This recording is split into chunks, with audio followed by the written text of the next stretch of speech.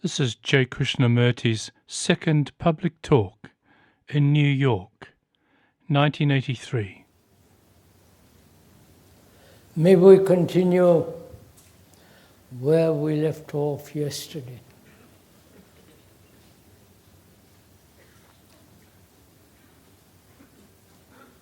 We were talking about, were we not, about the urgency of change.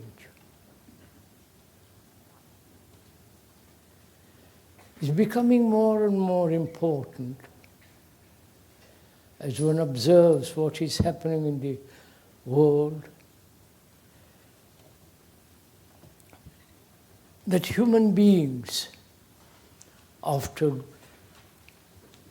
millennia upon millennia, have not fundamentally, in any way psychologically, changed. They have produced out of their psyche a very cruel society.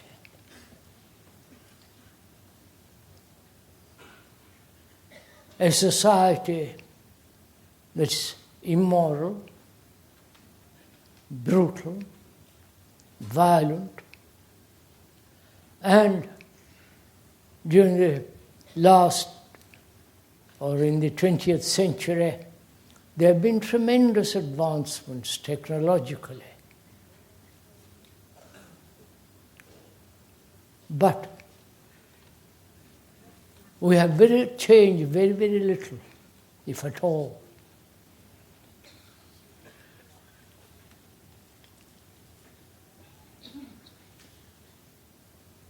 And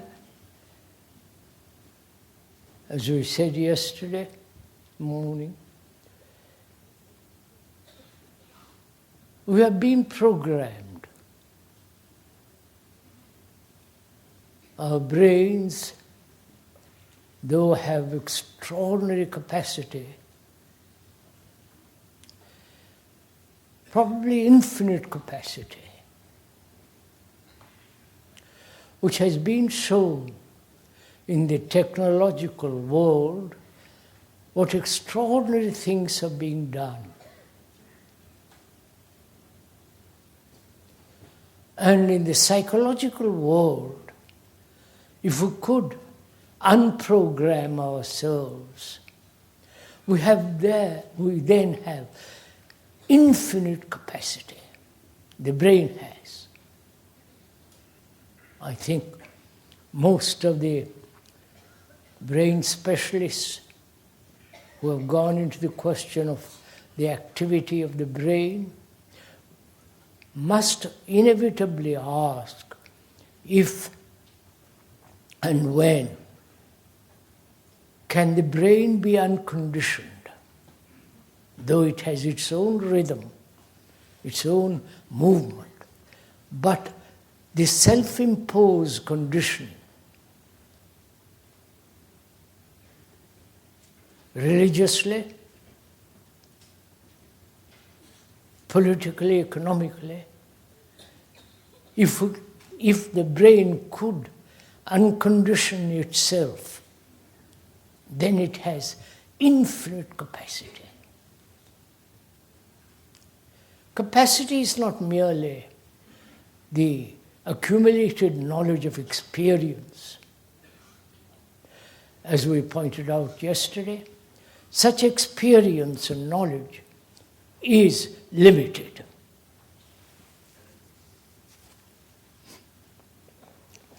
And is it possible for us human beings who have been conditioned, programmed, definitely molded in a certain pattern psychologically, is it possible to radically, fundamentally bring about a change? And that change must be urgent. as we pointed out yesterday, time is an enemy of man. Time as evolution. We have evolved for the last, according to science, biologists and so on, 40, 50,000 years. We have evolved. Our brain has grown. But during those 40,000 years, psychologically we have remained more or less the same. This is a fact. This is not a pet theory of the speaker. He has no theories. He has no belief, no conclusion, but if one observes very, very carefully, quite impersonally, these are obvious facts. And is it possible? One must ask oneself this question. If one is at all serious, and the present crisis demands that we human beings be terribly serious, frighteningly serious, committed to the inquiry of the urgency of change, which implies whether it is possible for the whole content of our consciousness, which has been put together there by thought, thought itself being limited, and therefore consciousness is equally limited and therefore conditioned. What is limited must invariably bring about division, conflict. And we ask in all seriousness whether that brain which has been programmed for, according to Christians, if you believe in all that stuff, 4,000 years ago, which seems rather incredible, and according to the scientists and biologists, perhaps 40, 50,000 years. One wonders if one is aware entirely with the present state of the world and our relationship to the world, and is our relationship different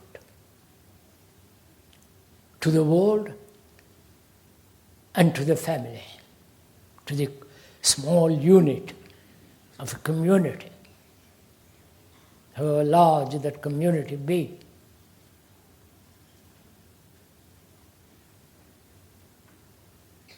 As we said yesterday, if one may remind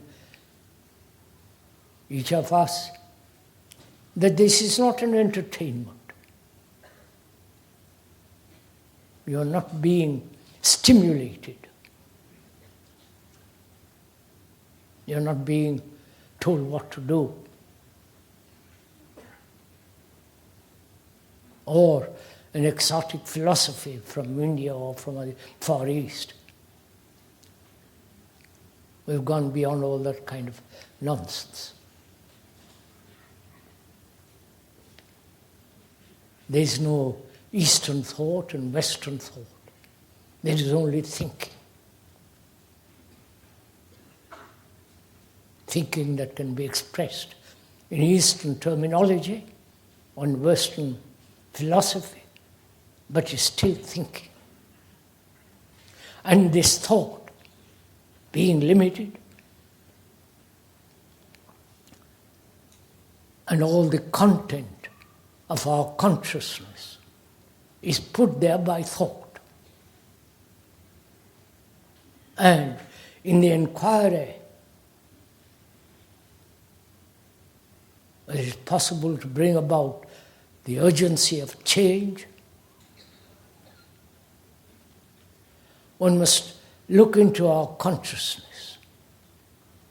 That's what we are, into our psyche. Not analytically, because that takes time. The analyzer and the analyzed. I hope we are following each other. As we said, this is a dialogue between two friends. Without any conclusions, without any belief and biases, but having a friendly dialogue, serious and deeply committed to the discovery whether it's possible for human beings, which is both of us, to be totally free from the condition which thought has brought about. So we are inquiring together into the nature of ourselves, what we are. Not according to any psychologist or philosopher, what the ancient Greeks or the Hindus have said about what you are, but examining actually what we are now.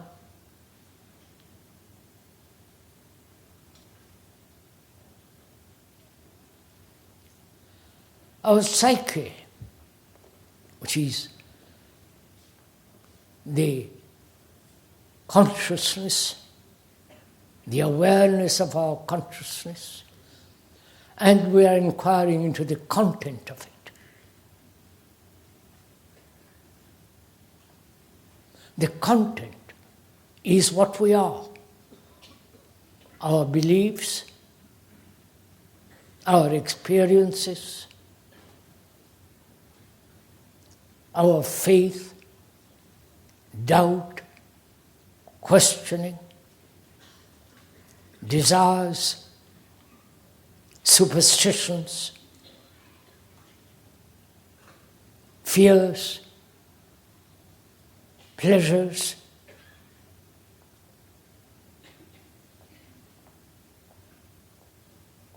and the great agony of loneliness, suffering, and what we call love, which has become merely sexuality, sensory pleasures. And the religious inquiry, if there is something beyond all the manifestations of thought, if there is something utterly untouched by thought, something sacred, holy, which doesn't belong to any religion,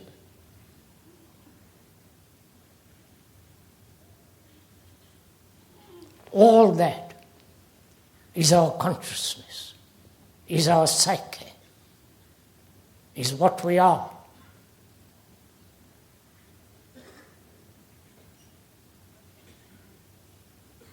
And as our consciousness is limited, and we have reduced that, we have made that consciousness as the individual consciousness, the my consciousness and yours.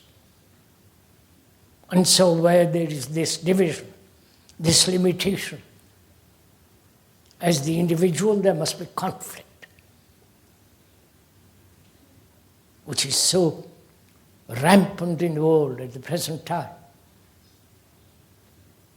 So there's man against man, ideologies against ideologies. my country, my God, and your country, and your God.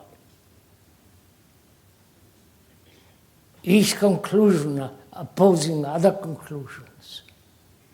This is the whole content of our consciousness, our psyche. That's what we are.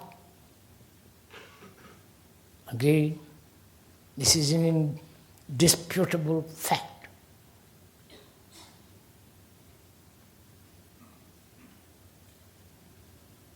It's not the speaker is telling you what it is.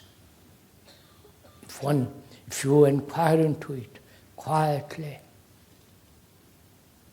unbiased, deeply,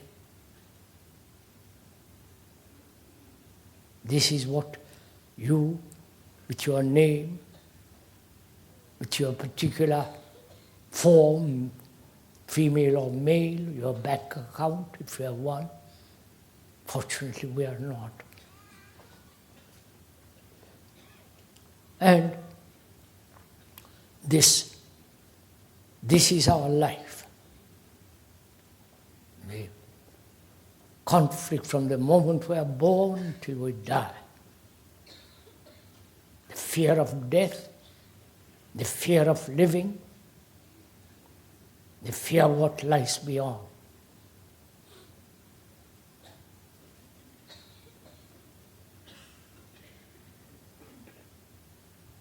So we're asking whether there can be a fundamental change in this content.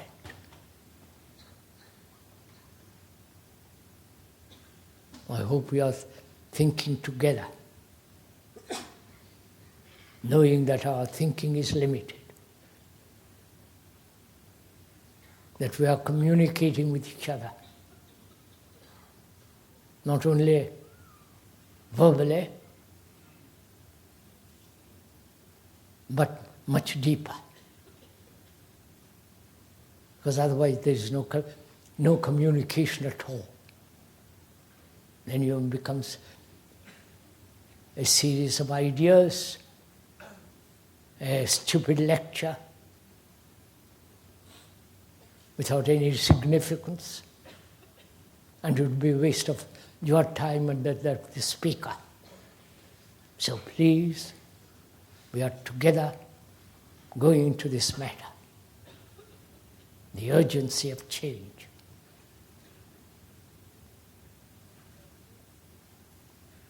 There are those who say it's not possible. Man will always be conditioned.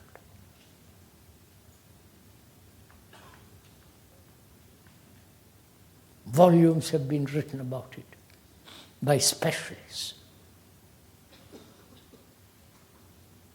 You are conditioned and you will always be conditioned. And modify that conditioning, put up with it and do the best of it. Make the best of it.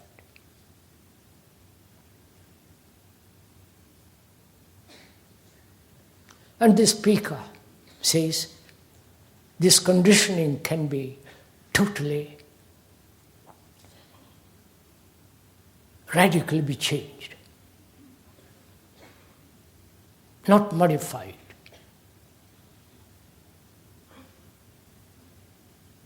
If one has talked or discussed or read what the specialists say about the conditioning and living in that conditioning modified. If you have read it, if you have inquired into it, please listen to what the speaker has to say.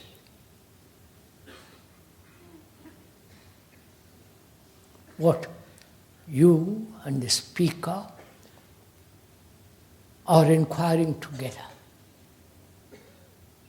We have to find the truth of the matter, not the opinions of the experts. We do not know if one is aware that we are becoming slaves to experts.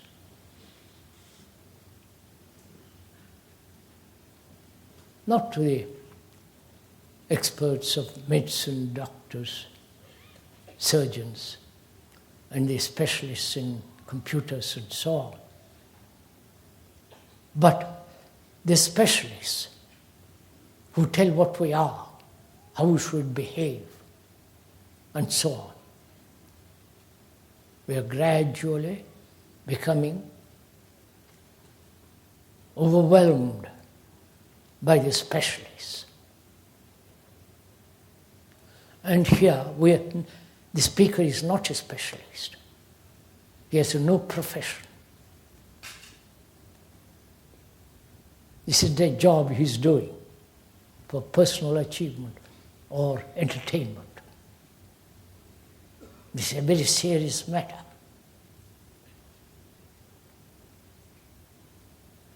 And so we are together. Always please remember that we are together, inquiring into this.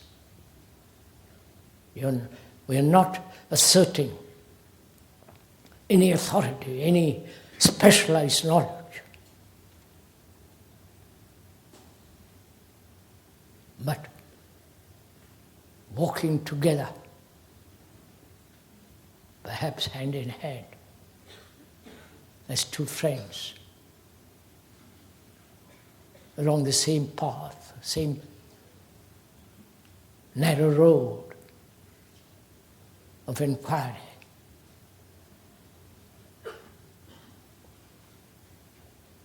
It's your responsibility to inquire, not just follow what the speaker is saying.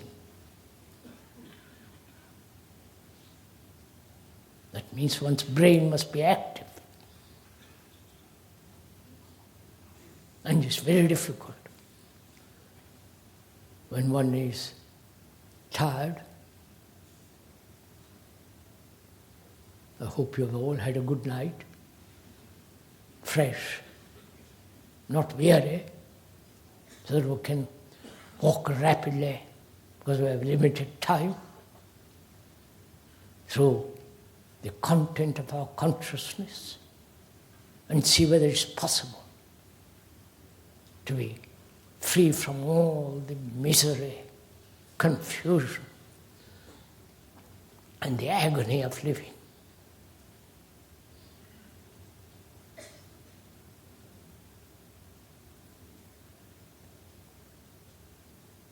So briefly, we'll go into it step by step.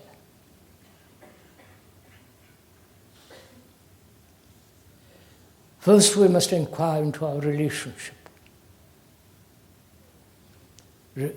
However limited, however intimate, the relationship between man and woman, between the parents and the children, and our relationship to the world. Because relationship is very important. Relationship is life. Without relationship, no man can exist. Even the most exclusive hermit is related to the world. And all the monks and the sannyasis of the world have relationships. So we must begin with the inquiry into our relationship.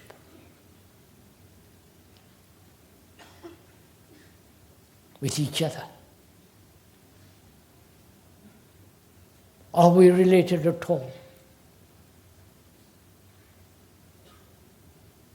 When each person is pursuing his own desire, his own ambition, his own fulfillment, his own success, the man and the woman who are doing separately the same thing, each wanting to fulfill, to become in his own way, how can there be relationship at all? Like two parallel lines running, never meeting. perhaps for sensuality purposes.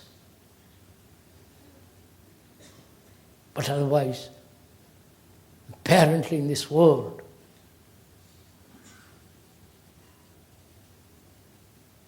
the division so deep between man and woman, psychologically they hardly ever meet at that level. And is it possible to meet? Not merely sexually, but to have deep relationship with each other, which means no separation at all.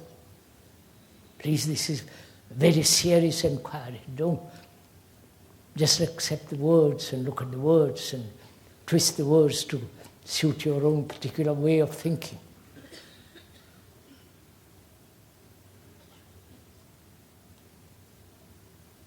Can human beings, man and woman,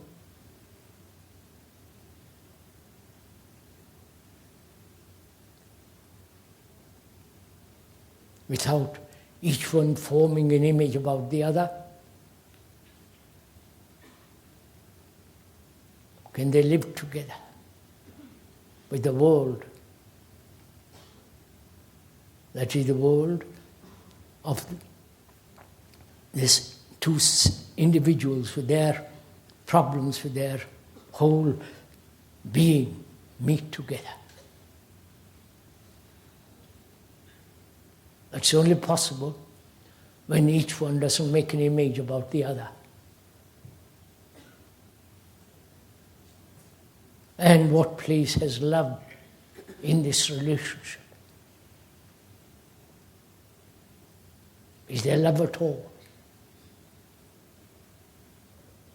Or merely that love which is called sensual pleasure?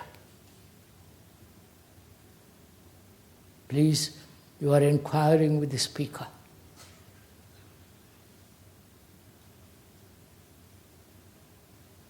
Is love desire?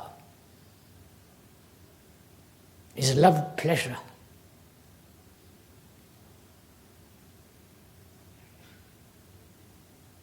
And if there is love, then what is the quality and the nature of that word, the significance of that word, the holding of that word?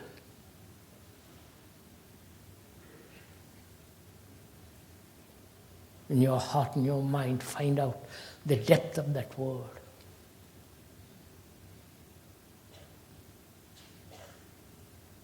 Do you ever hold a word like that, like suffering, loneliness, anxiety, and so on? Do you ever live with a word?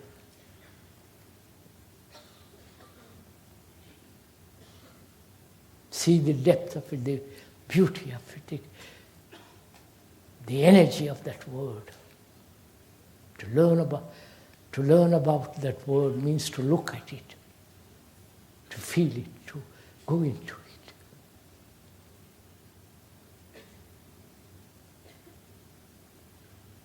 And is it possible to have a relationship in which there is no conflict whatsoever?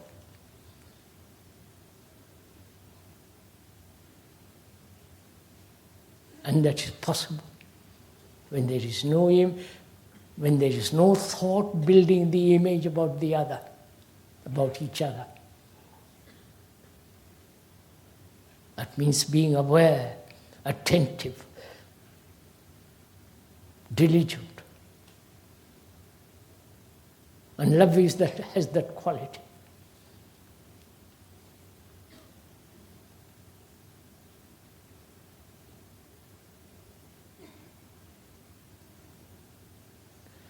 And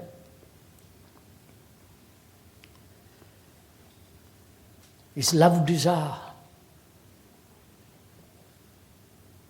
And what is desire?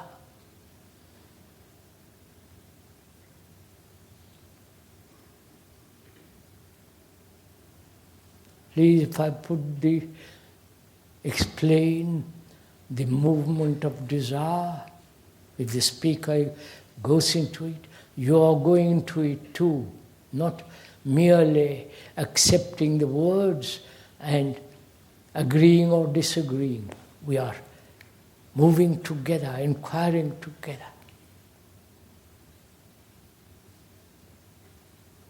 So what is desire? How does desire arise? And desire becomes so potent, so driving, astonishingly powerful. All commercialism is based on it. To acquire more. Desire. So what is desire?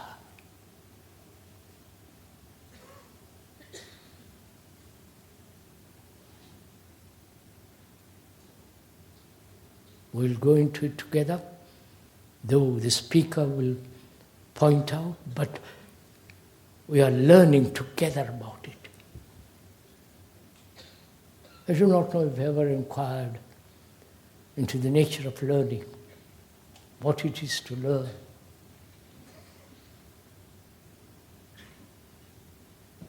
May we go into it? All this is not boring to you? Even though you may be familiar, some of you may have read what the speaker has said before, which would be unfortunate if that remains merely as a memory.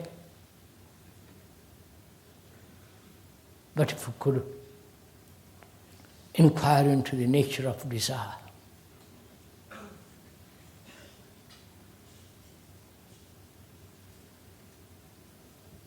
The speaker is inquiring, and so please, what he says, question, doubt. Be skeptical, strong in your inquiry.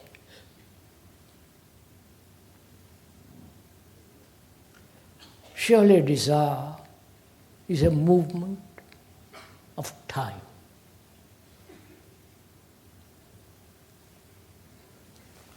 Desire, when does desire begin? What is the origin of desire?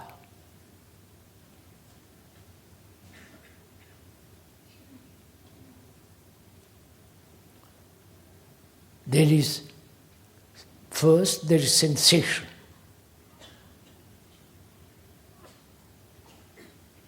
Seeing, contact, sensation. Right? See a beautiful picture, touch it. Then from that seeing, touching, there is sensation. And that's a natural, healthy reaction, the sensation. Then thought creates the image of you having that picture in your house, in your room. At that moment, when thought shapes the sensation by its image, at that second begins desire. Beautiful.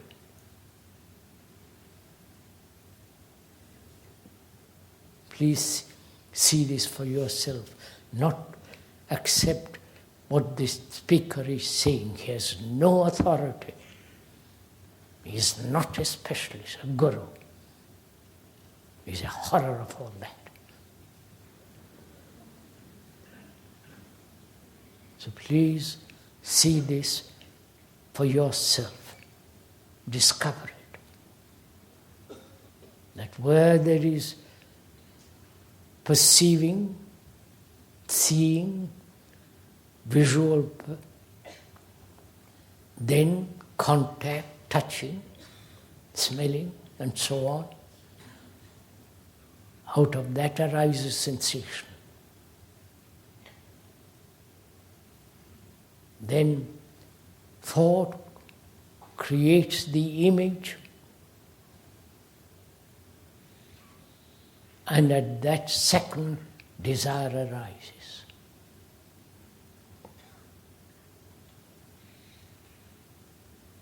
So one asks, can there be a hiatus, a gap between sensation and the moment when thought creates the image?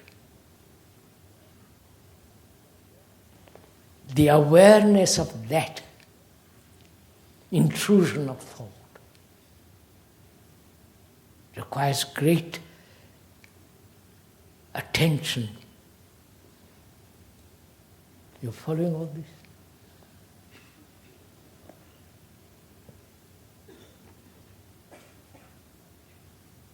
You know, we've all been taught to discipline ourselves, to control ourselves.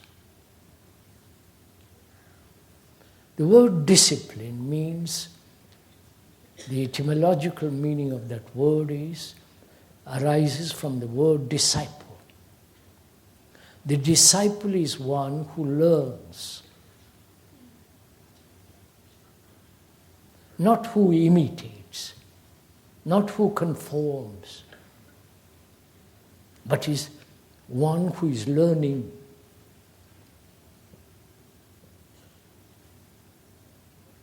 And if we are learning together, there is no teacher and the taught.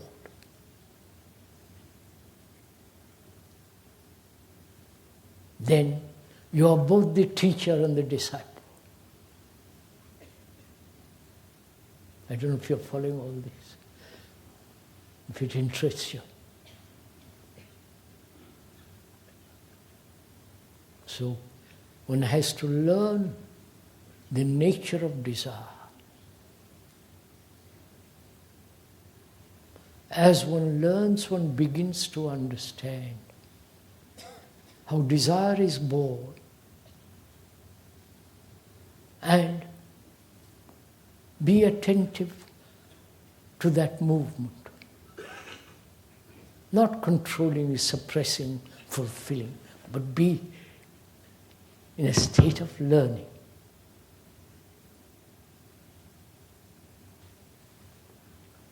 Obviously, desire is not love. Can never be.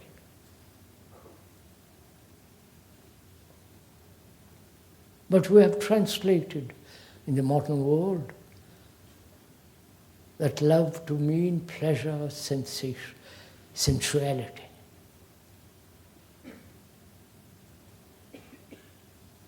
And in inquiring into the nature of love, what it is, we must also look into the content of our consciousness, which is fear.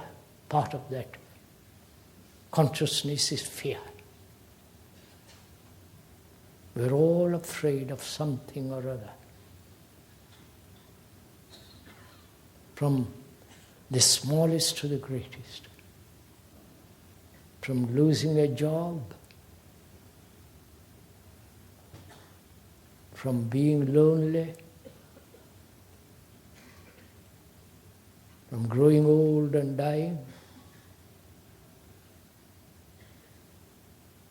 from not becoming somebody in this beastly world.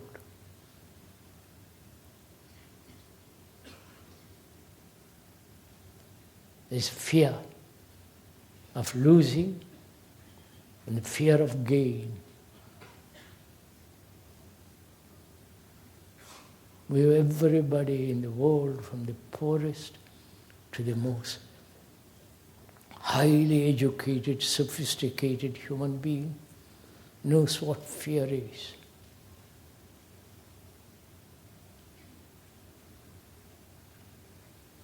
You know it, don't you? Nothing new to you. and what fear does to each one of us. We may have our own pet fear.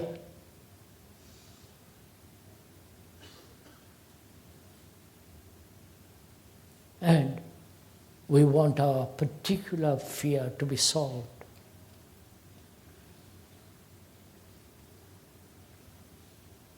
But if we understand not the particular fear, but what is fear?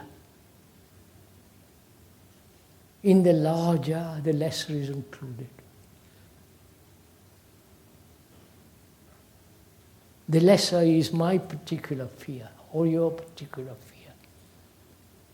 But if we understand the root of fear, the cause of fear, not how to resolve fear,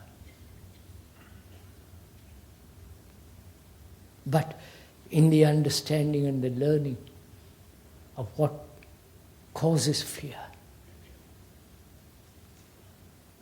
Then if you are serious and committed to the understanding and learning about fear, giving your time and energy to find out, then there is an ending to fear, completely. Not relatively, not for the moment, but the total, complete abnegation of that fear. So we'll go into it. And I hope there'll be time for other things too. Because life is very complex. We ought to discuss what is pleasure,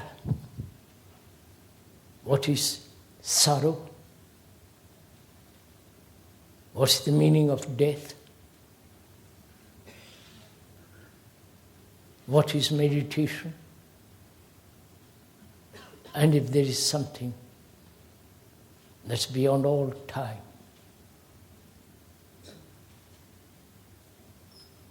All this within an hour. Exactly.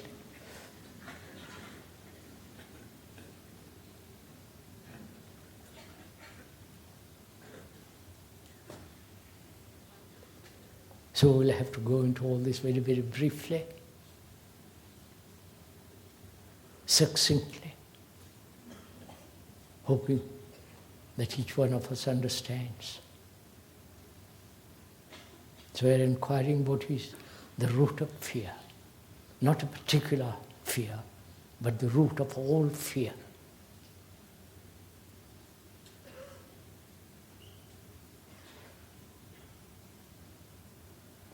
The root of fear is time.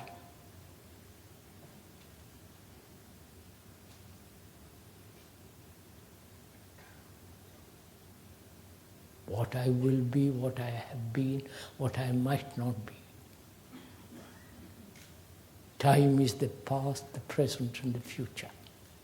The past modifying itself in the present and continuing in the future. Fear of something that has happened psychologically or physically last week or last year, and hoping that it will not continue in the future. So time is a factor of fear. The poor man, fear of not being able to find the next meal. You don't know all that. The fear of having no home, no shelter, no food.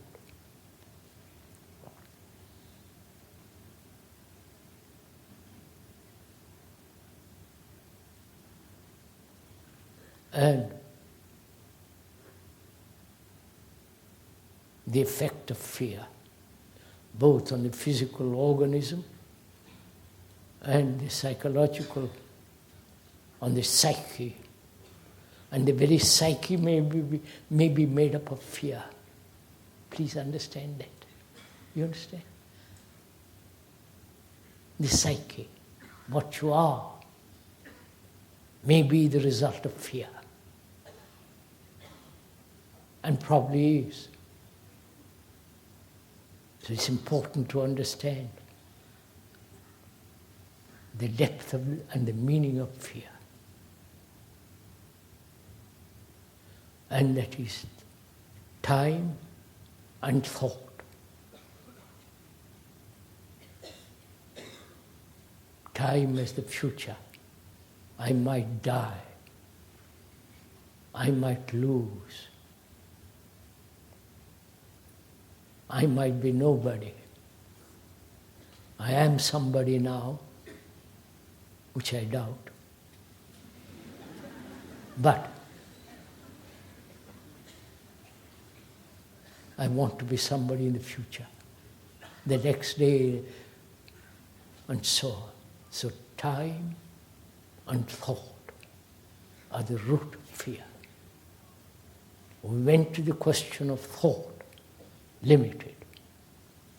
And therefore one must ask much more serious question, whether time and thought has a stop. Not fictional, scientific fictional time and thought, but actual thought and time. When we discuss, if we have time, meditation, we should be able to find that out. Meditation is not all the silly nonsense that's going around, imported by the fantastic gurus with their nonsensical systems and all that. But to inquire into the ending of time and thought. Because as long as those two have movements, fear will exist. Fear is related to pleasure.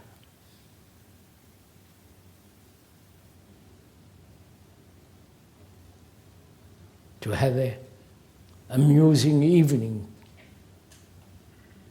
or tomorrow, which is time.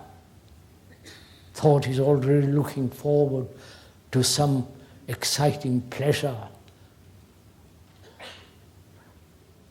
and that thinking about that particular form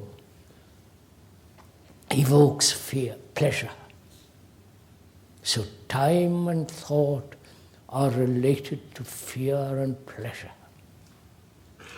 We are not suppressing fear or overcoming fear or escaping from fear and pleasure, but understanding, learning the depth of it.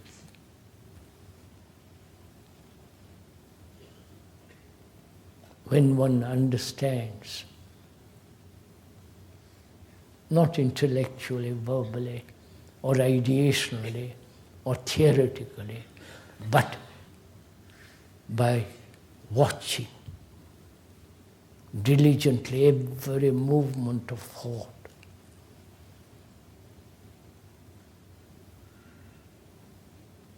Not letting one thought escape from the awareness, then you begin to perceive. Then there is the perception of the nature of fear and pleasure. We have very little time, we must go on to the next thing, which is sorrow. Why man, throughout the ages, from time beyond measure, why man has suffered?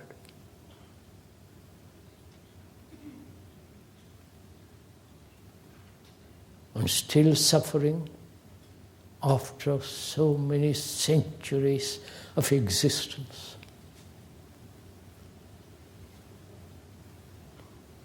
What is suffering? Why do we tolerate it? Why do we carry it in our heart, in our recesses of our mind? Why?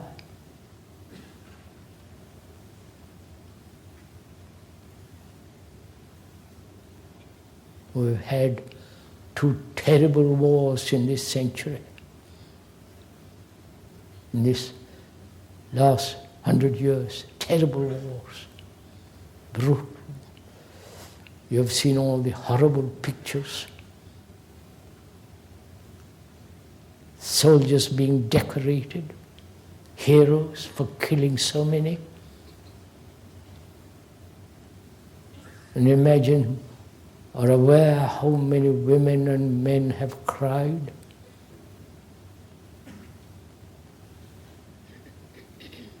Maimed, and being decorated by some silly people for killing others. That's the sorrow of the world.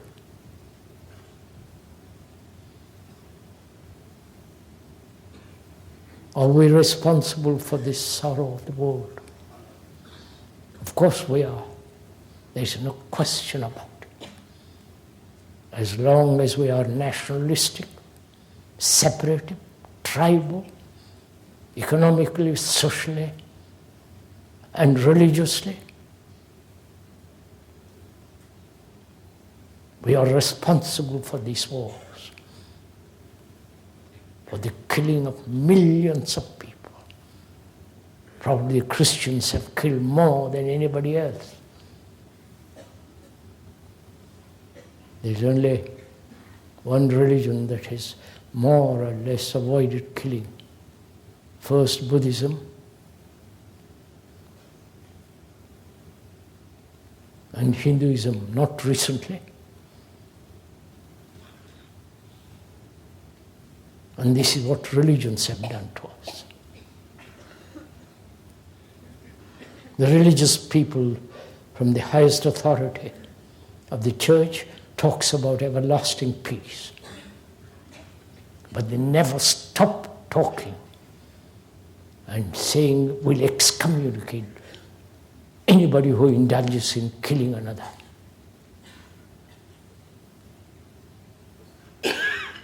So there is sorrow of the world. Then there is this sorrow of each one.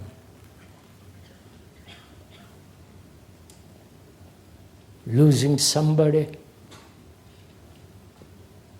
through death, and that loss of that person, suddenly becoming aware of one's own terrible, incalculable loneliness, shedding tears and so on. One cannot avoid sorrow. It's there. One may seek comfort, and that comfort is so shallow, meaningless. But after a little comfort, in the passing of that comfort, sorrow is still there. We all know this. And is there an end to sorrow? Or man is destined, that is his nature, his condition, that he must suffer endlessly. These Christians try to avoid it by saying one figure has suffered for you, and you perhaps will less suffer less, but that has been meaningless too. Then there is the whole world of Hinduism with all their explanations of sorrow. Karma and so on, I won't go into all that.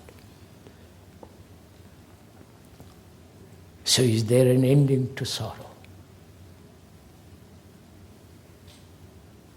That is there an ending to self-centered activity? You understand? It is this self-centered activity that has brought about sorrow, not only outwardly, but inwardly.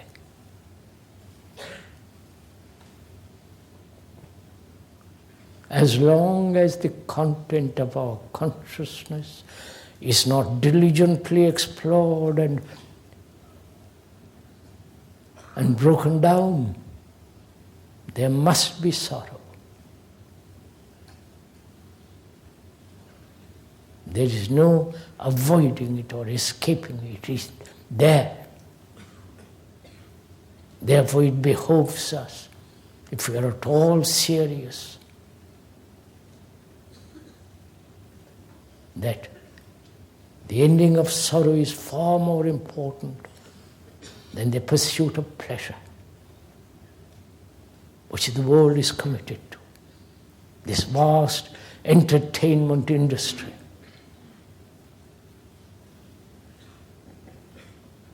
Which is spreading all over the world. Sports, entertainment is taking further and further away each one of us from ourselves.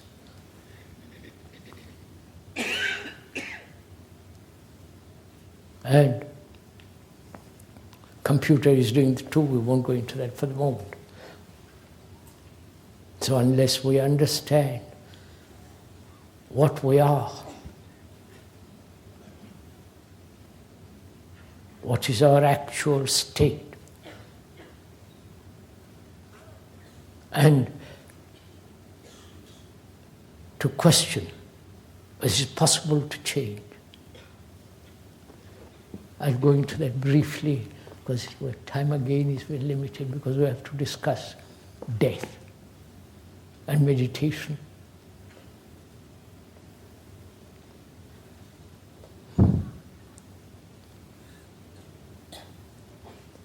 Take sorrow. You know what it means. You look at it, you feel it. You shed tears. Become aware of the deep loneliness of one's life.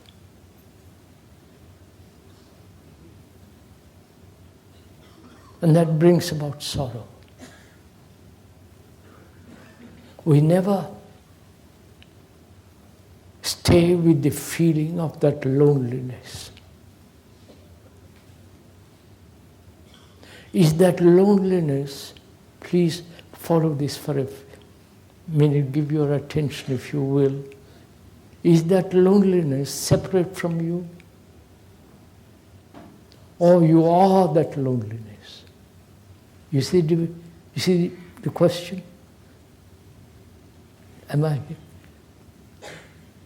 I suffer, and that suffering reveals that I am really an extraordinarily lonely person. That loneliness brought about by my self-centered activity, by my asserting aggressive individualism, that I see as though something different from me. But is that loneliness separate from me, or the very loneliness is me? You understand all this? Are we together in this little? When you are greedy, envious, is that envy different from you? Or you are envy? Of course. But when there is a division between envy and you, then you do something about envy, control it, shape it, yield to it, and so on. So, where there is division between you and the quality, there must be conflict. Clear? But the actuality is you are envy. That's a fact. You are not separate from envy. You are not separate from your face, from your name, from your bank account, from your values, from your experience, from your knowledge. You are all that. So, when one realizes this truth that you are not separate from that which you feel, which you desire, which you want, which you pursue, which you fear, there is no conflict. Therefore, you stay with that. You understand? When you have conflict with envy, you are trying to avoid it, trying to suppress it, trying to do something about it. Here, if you are envy, if you are grief, if you are sorrow, you stay with it. You understand? You don't move away from it. You are that. Therefore, you have tremendous energy to look at it. You follow? But you wastage, there is a wastage of energy which you suppress, analyze, escape, or try to find a way out of all this. That's a wastage of energy. But when you see that you are that, there is no division between that suffering, that loneliness and you stay with it. You stay with it like when you hold a precious jewel in your hand. I don't know if you have held something very beautiful in your hands. You stay with it. You look at it, you watch it, you play with it. You understand? There's such sense of release, freedom. We want to inquire also quickly into what is death. Why human beings, from time of generation after generation, from the ancient people to modern times, why they have feared death.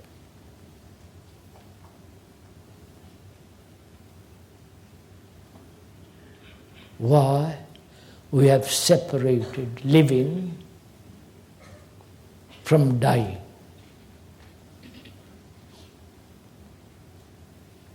Is it not far more important to inquire before, not after? That is, before dying is not much more important to inquire what is living? Isn't it? Not what is death. We'll come to that. But isn't it far more urgent, important to say, what is it that we call living? You can answer perhaps better than I can. What is living? Endless struggle, conflict, work, labor, all the rest of your life.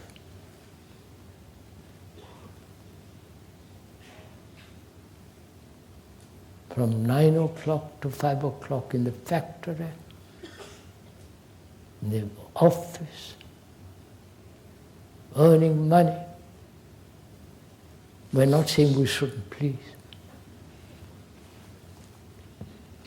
Battle, suffer, pain. This is what we call living. With pleasure, excitement, imagination, hoping.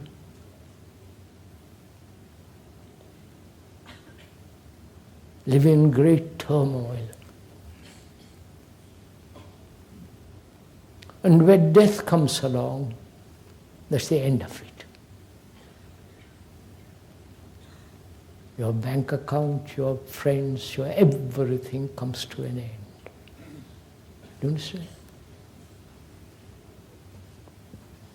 And there are those in the Asiatic world who believe that there is a life after death. A life of what you have lived now, continued in the next life.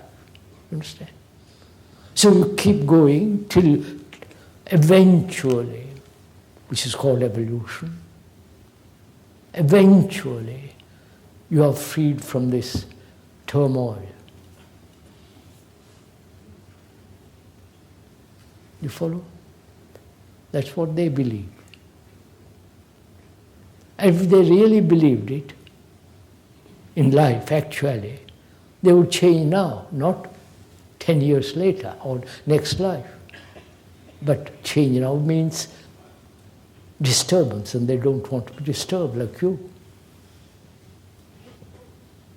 So we carry on.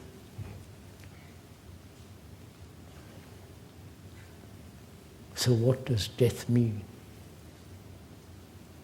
The ending of things we have remembered, which we have now,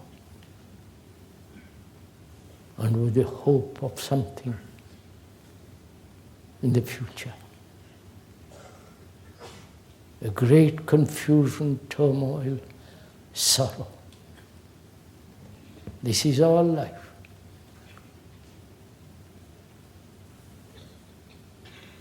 And death comes, says, it will end, all this will end. So is it possible, please listen if you're interested, is it possible, take for example one thing, attachment. You're attached to a person, to an idea, to a conclusion, to a belief, to some imaginative romantic pictures. You're attached to it. And death says, it's over, you can't be attached anymore, it's finished. So while we are living, can attachment end? You follow what I'm saying? You understand what I'm saying? Which is death. I am attached now to my experience, to my knowledge, to my wife, husband, children, to the various conclusions I have. I'm attached to it. And in that attachment there's fear, jealousy, anxiety, all that happens. And death, when death comes, there's a break, there's an ending. So can I, knowing this, being aware of the whole nature of attachment, can there be freedom from attachment? Now living.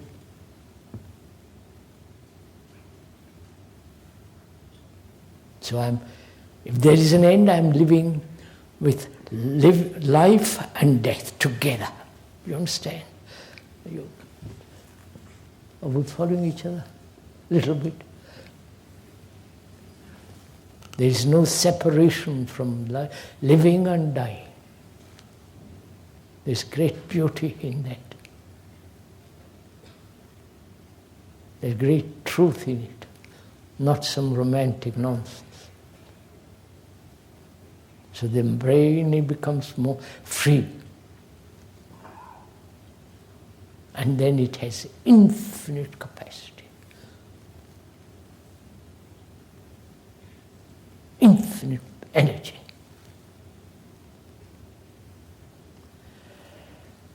Then we ought to talk about what is religion.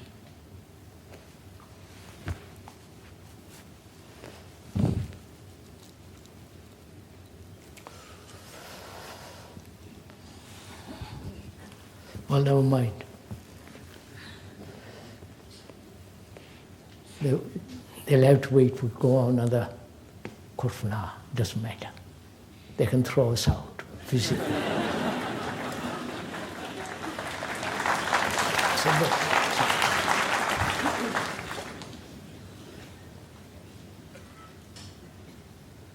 What is religion?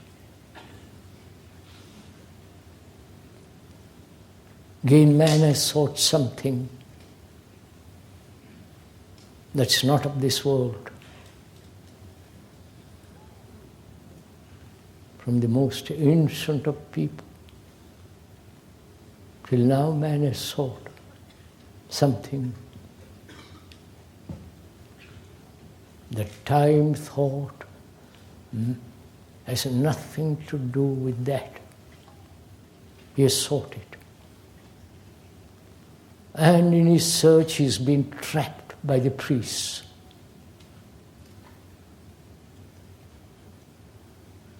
Priests of the world, who become the interpreters of that. We know, you don't, we'll tell you all about it. And the established religions are just nonsense. As far as, please don't accept this for the speaker. They're just entertainment, excitement, the thing to do for a while.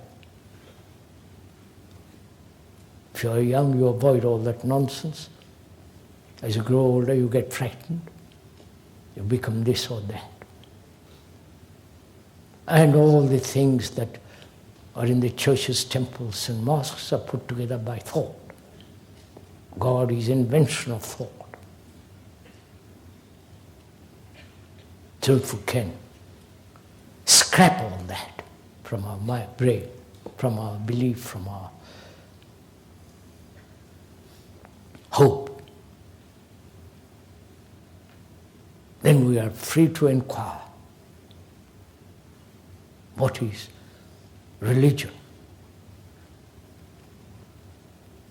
Etymologically, the word has not exact beginning. It's not to bind, as it was originally thought. So what we are inquiring into what is the religious mind.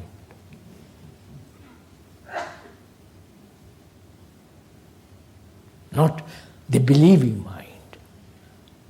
That is very simple, very easy to explain. But the religious mind. Because the religious mind alone can create a new culture. Not the believing mind. Not the mind that has faith.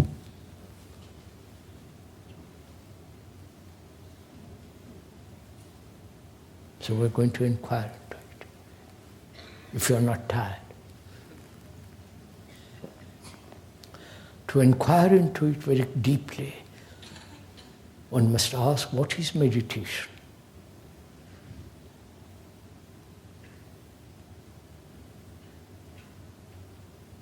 Not how to meditate,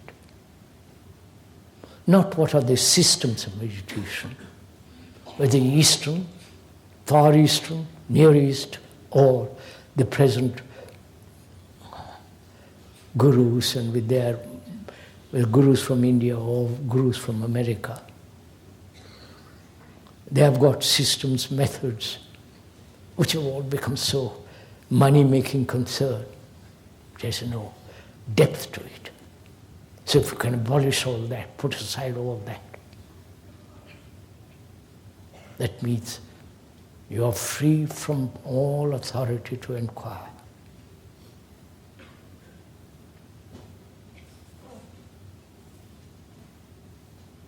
What is meditation?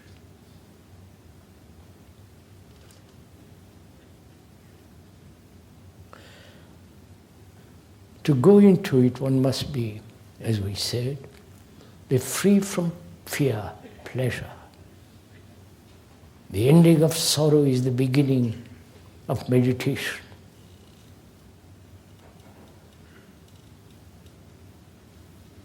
In meditation there is no motive. Please understand this. There is no motive to achieve, to arrive, to become illumined or find illumination. There is all that there's not meditation.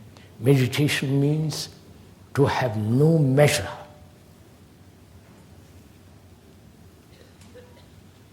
To have measure means time.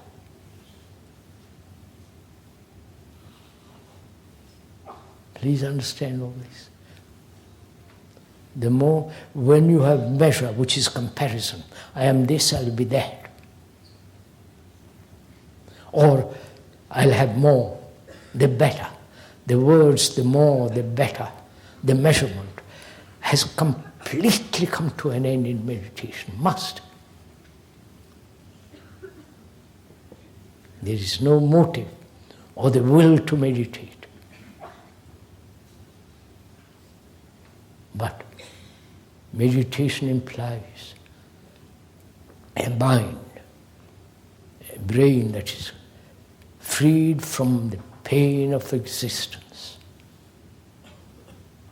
That's the beginning of it.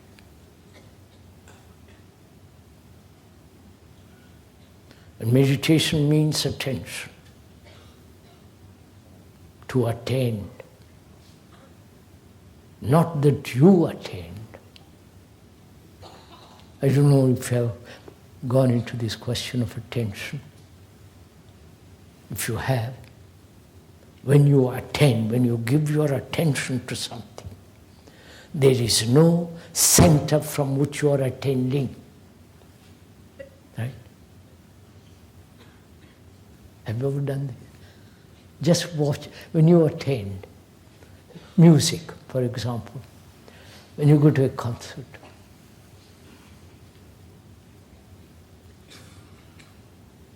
not the modern noise. When you go here, Mozart or Beethoven or Bach, when you listen attentively, in that attention there is no you attending. You are listening. Not that you are listening, there is only the act of listening. So, where there is attention, there is no center, which is the self, the me, the psyche.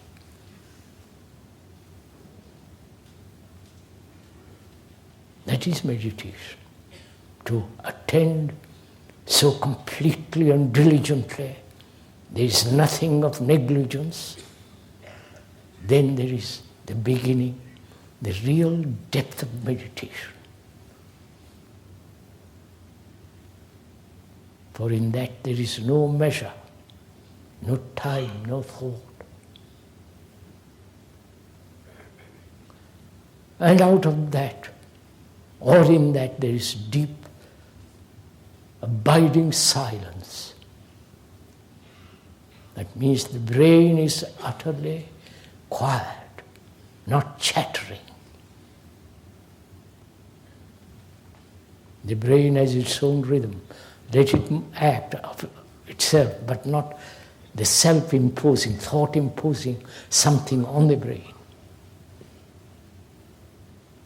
So the whole structure of the organism and the mind utterly quiet.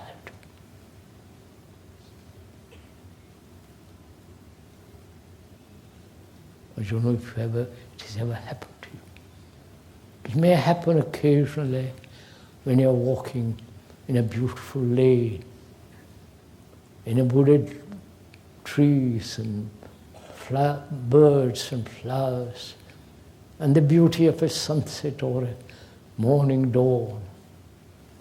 Then one is, for a second or two, you're quiet, breathless, watching the beauty of the world.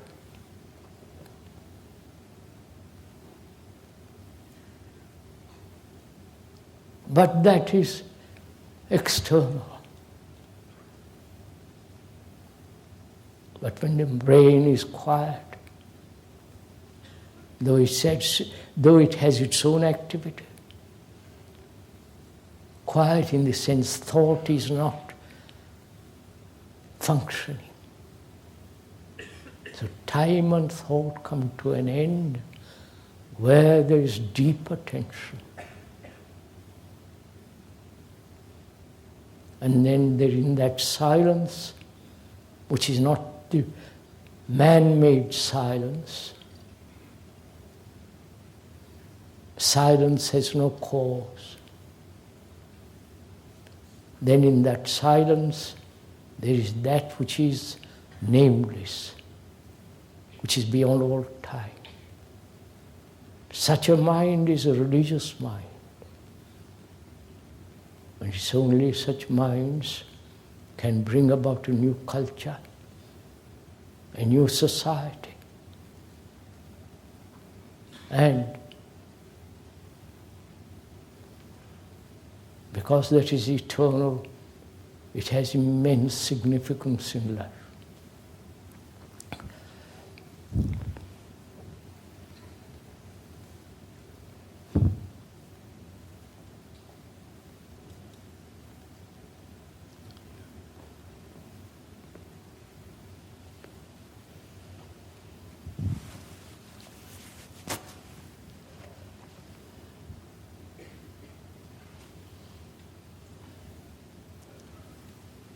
May I get up now? Please don't clap, because I don't know why you, if it entertains you, clap. But you're not entertained. It's not waste of energy. May I get up?